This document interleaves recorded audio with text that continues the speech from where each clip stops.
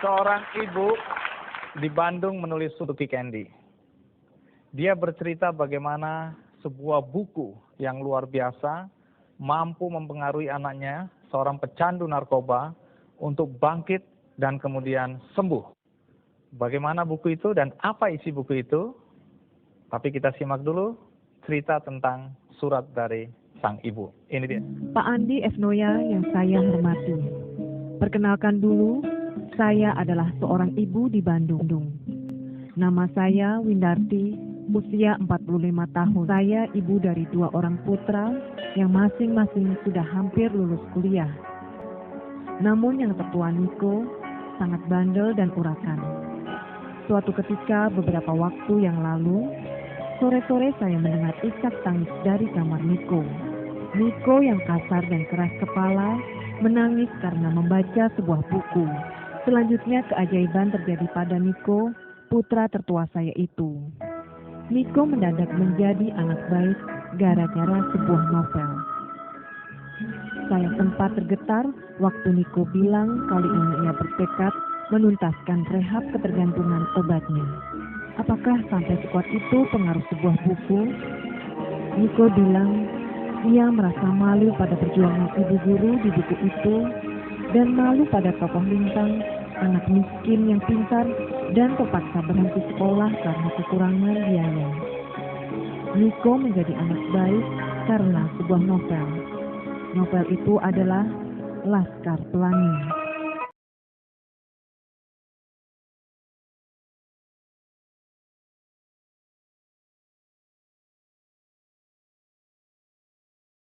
Ya, itu tadi isi surat dari Ibu Windarti di Bandung.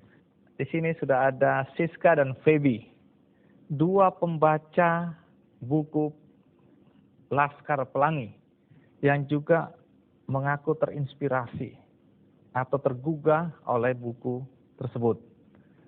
Nah, kalau Siska mengaku bahwa sesudah membaca Laskar Pelangi ini, kemudian ada perubahan dalam sikap, dalam hidup. Apa sih yang terjadi waktu itu? Jadi kan itu menceritakan perjuangan 10 anak itu ya, Laskar Pelangi, yang sekolah itu demikian susah gitu. Jadi membuat saya ingat, saya mungkin selama ini sering mengasihani diri gitu ya. Dan aduh apa-apa kok susah gitu kan. Terus tiba-tiba melihat bahwa banyak sekali orang yang untuk sekolah aja sampai naik sepeda 40 km melewati tantangan yang sedemikian rupa. Kemudian guru yang ngajarnya hanya dibayar beras 15 kilo itu pun tidak selalu tiap bulan datang. Masih banyak orang yang memiliki demikian banyak kesulitan tapi mereka tetap punya semangat juang yang tinggi gitu. Jadi alangkah piciknya kalau misalnya saya cuman nyari kerjaan nggak dapat terus jadi putus harapan gitu ya. Banyak sekali yang dialami orang yang jauh lebih berat dari kita. Iya, gitu. berarti Anda sedang bercerita tentang salah satu tokoh di situ namanya Lintang ya, Iya. yang bersepeda 40 km pulang pergi berarti 80 km Setiap hari.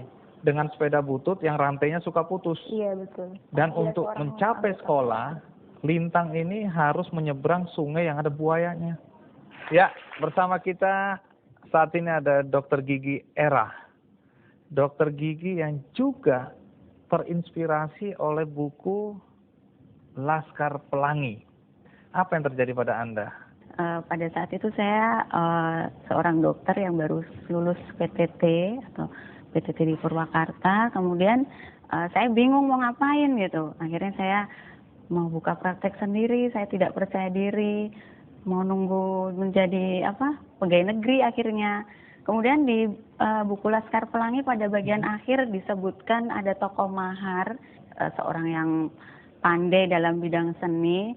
Nah, dia ternyata setelah dewasa dia cuman menjadi seorang pelatih beruk. Dia hanya menunggu panggilan dari Pemda untuk menjadi tenaga honorer. Kok sama seperti saya gitu. Saya hanya menunggu pembukaan pegawai negeri gitu. Akhirnya dari situ saya berpikir saya harus mandiri, saya harus bisa bekerja dengan saya berusaha sendiri tanpa tergantung dari pemerintah. alhamdulillah sekarang sudah punya tempat praktek sendiri. Itu terinspirasi dari buku Laskar Pelangi. Teks bagaimana buku menginspirasi hidup seorang dokter gigi seperti Era. Dari membaca buku itu saya bisa tahu ternyata ada orang yang kehidupannya lebih menderita dari saya, tapi ternyata dia dengan semangat yang tinggi bisa merubah hidup dia. Ya, singkatnya Andrea Hiraka ingin menjelaskan atau mengungkapkan satu pengalaman hidupnya. Bagaimana dengan keterbatasan anak-anak atau mereka yang masuk dalam kelompok Laskar Pelangi tetap semangat untuk belajar.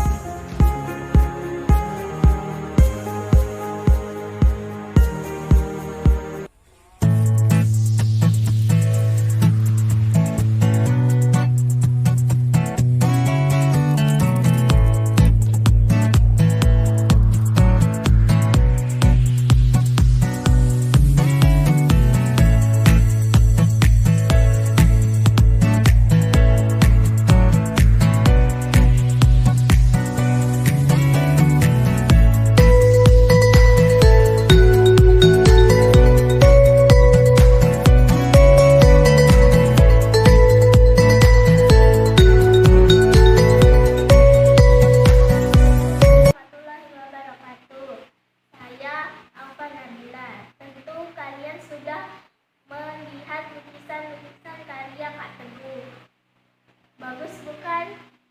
Nah, sekarang saya akan mengomentari lukisan yang satu ini. Lukisan ini diberi judul suatu tempat di mana kita tidak akan tua. Lukisan ini menggambarkan suasana alam berkabut. Objek lukisan ini adalah bayangan pepohonan dengan rumah-rumah di atasnya. Menurut saya, lukisan ini tidaklah sederhana seperti yang kita lihat, tetapi rumit, membutuhkan kreativitas yang tinggi.